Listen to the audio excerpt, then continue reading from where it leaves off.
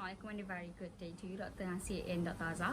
My name is Siti Hanifah binti Muhammad Kashri, and I have selected to choose a topic on effectiveness of human resource development program design, which is the first article I'm going to present is about an article from 2020 by Christmas and Tolika, which is the business ethics training in human resource development. Alright, I might think this article is an interesting topic since this researcher was looking forward to find a betterness and a way to perfecting the training design in human resource development. They found out due to that some of business scandals like Enron's and accounting fraud and Volkswagen emission scandal in their businesses, they believe that most corporate scandals happen because someone was careless or didn't tell the truth about wrongdoing and betrayal of the worker itself. So as a result, many people believe these kinds of unethical business decision and behavior needs to be stopped. This is because if this kind of damage in the corporate world is not fixed, it will definitely put the employees, the customers, and the general public in danger. So in this way, the authors believe that it's very important to design a human resource development training for the topic of ethics training program. So many companies use ethics training programs to teach their managers, their employees, and to help them strengthen their ethical capacities and skills. Okay, so in this study, 3 topics were being focused on creating a framework of relevant design categories to think about when designing ethics training programs. And second one is to review from 92 studies about the effectiveness of standalone business ethics training program in terms of their impact, dependent variables, and measurement methods, which is their conceptual designs and method. And 3, which is to identify the remaining research gaps and provide theoretical conceptual considerations for further research. So the data collection method used in the study was a comprehensive study from 92 samples of relevant research. They have 2 procedures for choosing the right study for their review, which is the first is to identify a potential relevant study for the topic, which is the author used many sources by search engines such as AppSco, Site articles, Web of Science, Emerald, Sage, Springling, and many more. Meanwhile, major studies with the field of business ethics of NHRD itself a list of browser database and publication which is based on the recommendations and star ratings of the business ethics journals of the previous research. Okay, and then however so the author has selected papers for their evaluations by using these 4 criteria. The research empirical evaluates their ethics instruction.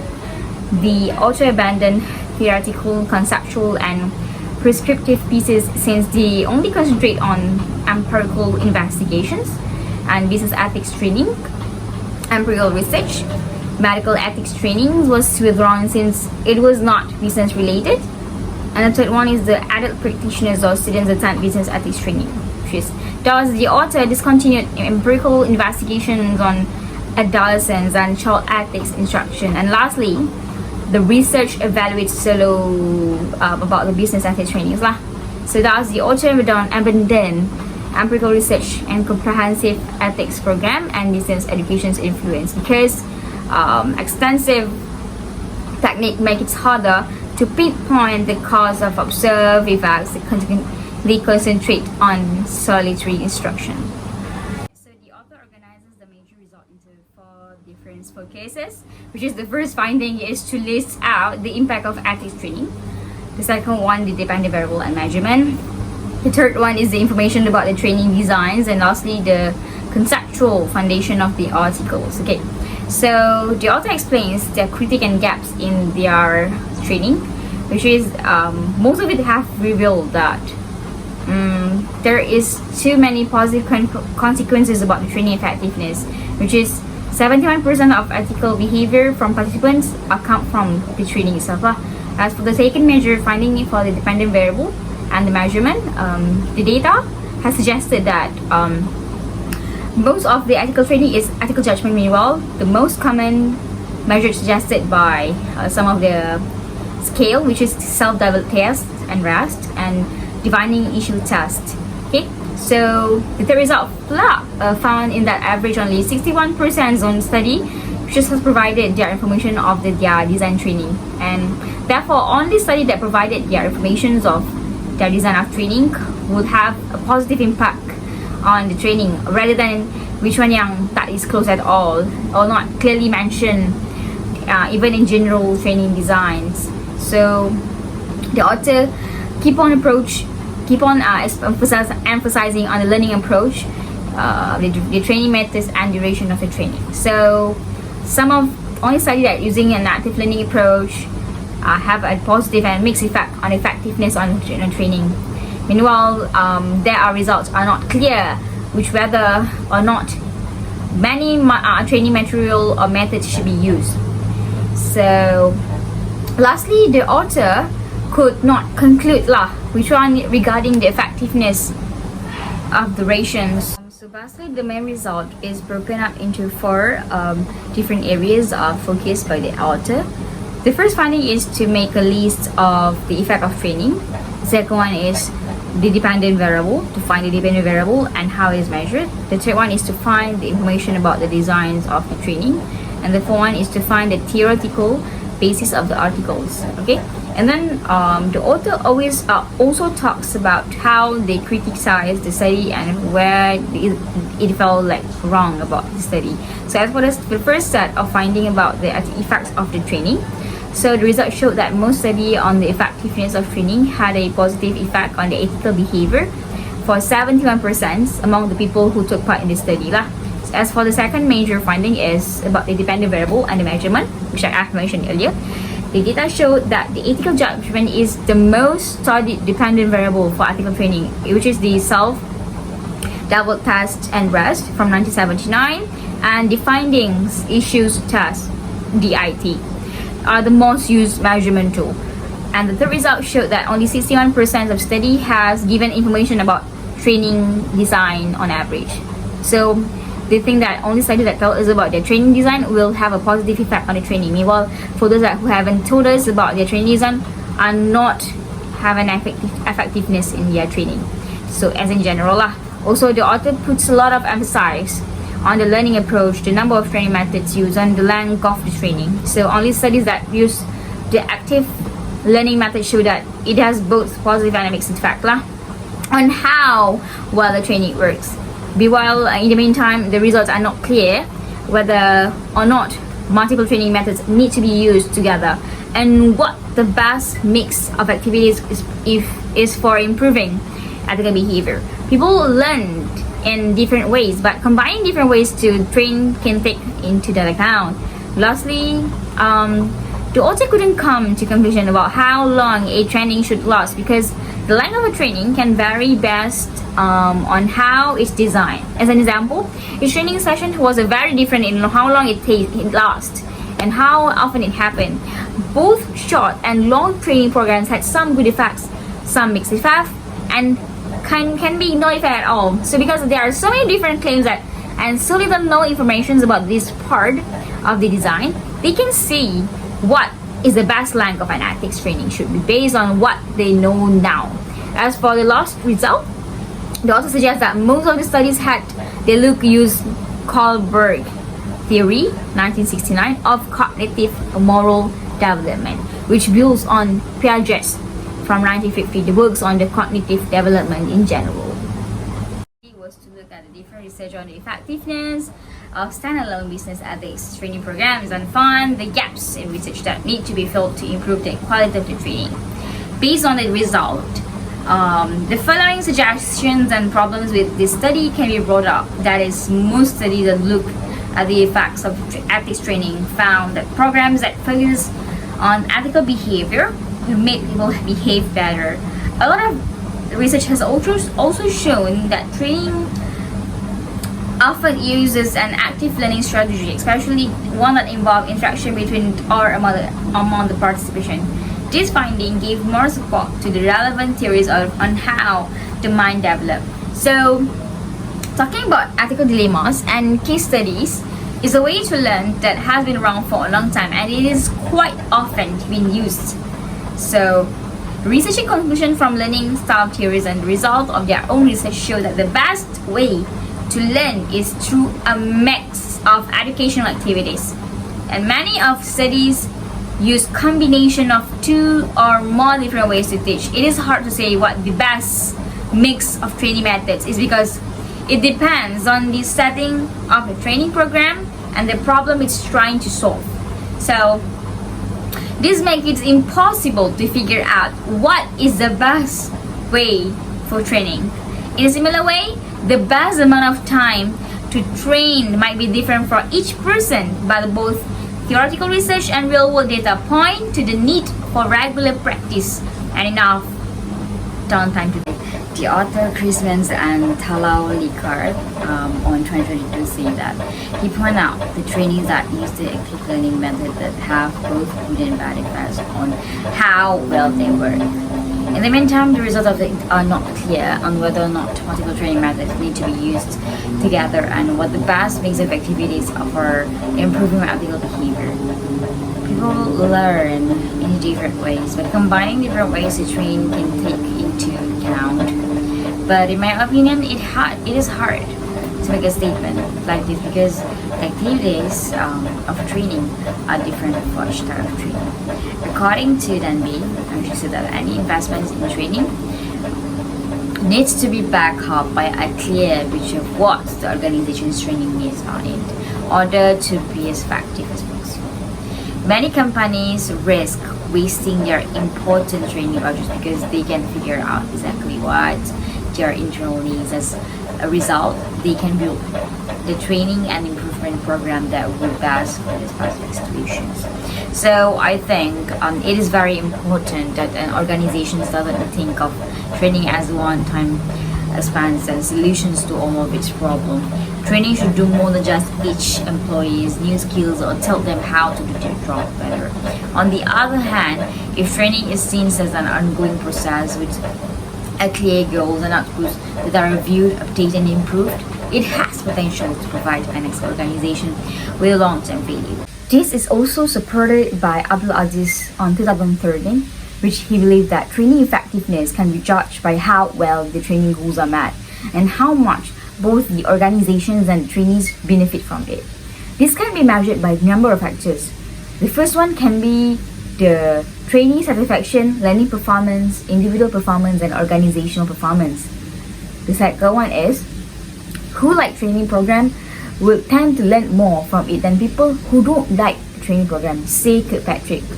And this is what he found, that he also said that during the learning phase, a number of questions are asked to figure out how well the training is work. Discussions can be include the difference that the trainee has made to their knowledge, skills, abilities, and other traits, which is the value has it added to their knowledge base and how they are using the information that they learned from the training at their previous or current place of employment. So that's all about the evaluations, and that's all about the first article. Now we move on to the second article. For the second article, the selected topic I chose is the leadership, teamwork, and communication in HRD. And the title of this article I found might be related to the topic is Role of Transformational Leadership Mediations, Effect of Emotionals and Communication Intelligence to Teamwork Effectiveness by Swanda on 2019. Okay. She made this study to find out how competitive new hotels and restaurants in Bali are in terms of business. Because of this, the people who run hotels and restaurants and the people who work there must always act in a professional way in order to give the best service. Since there is a lot of competition, the author thinks that the hotel management needs to inspire and motivate their employees to do a good job and do their job. This will help the hotel offer more and better facilities and services to tourists. So, if the organizations wants to make a real progress towards its goal of being able to do well in a highly competitive and unstable business environment, the team will need to be more effective. This is because the success of the company and its goal depends on how well the human resources do their jobs. Trying to improve how well people work together is one of the most difficult management tasks. In order for that, by improving the emotional intelligence of employees in organizations or company, it is one way to make the teams lead more to and effective at their jobs. This makes teams more productive while they are working as a whole. This main idea of the research is to figure out how transformational leaderships affect the effects of emotional intelligence and communications on how well a team works. Okay, now we move on to the method of the study. In this research, a saturated sample was used, which is in the line with how Prithvi is set up. For this study, the path analysis was used to look at the data. The path analysis study is a more in-depth version of multiple linear regression analysis, which looks at how much a set of variables are related to each other based on what we know about cause and effect. The calculated path coefficient are the result of a regression analysis done on the result using SPSS, and this research was being done at the Prithvi group in Lubid, Bali on a sample of the general populations. There are 3 places chosen were the Prithvi Suites, the Prithvi Pisma Resorts, and the Prithvi Resorts and Spa, all in Bali. About 159 people who work in the Prithvi group made up the population of the study. This was done to fit with the way the organization is set up. Now we get the result. The first one defined that the team effectiveness variable is more influenced by communications and transformational leadership, and the emotional intelligence and also the communication, which has a significant positive influence on the variable of transformational leadership with the value of theta less than 0.05. The second one is the team effectiveness is influenced by the variations in emotional intelligence, communications, and transformational leadership, which is also indicate that there is a significant relationship of transformational leadership which able to mediate the influence of communications on team effectiveness. Now moving on to the conclusions. The research shows that the emotional intelligence has a strong and positive effect on the transformational leadership, which also show that an increase in leaders' emotional intelligence will lead to an increase in their ability to lead in a way that changes things for the better. While being able to communicate well has a big and positive effect on transformational leadership, there is more communication. There will also be more of transformative leaderships. Aside from that, the emotional intelligence of team members has a big and positive effect on how well they work together. This shows that a leader with better emotional intelligence will also make it easier for his or her team to talk each other and work together. As for the study's limitation, there has not been a lot of research done on the hospital industry, especially hotels and restaurants, and there are problems with how well the organization and team are doing in the industry. Lastly, the conclusion of this research are only valid for business of the part of Prithvi firm and work in the hotel and restaurant industry, because the data were not enough to show a link between transformational leadership, how well people work together, and how well they communicate in a global work context. So, in the future research, we should pay more attention to leadership and the effect of emotional and communication intelligence on how well teams work at their work in different culture setting, as well as maybe the other excellent factor. For the last part of the article, which is the evaluations.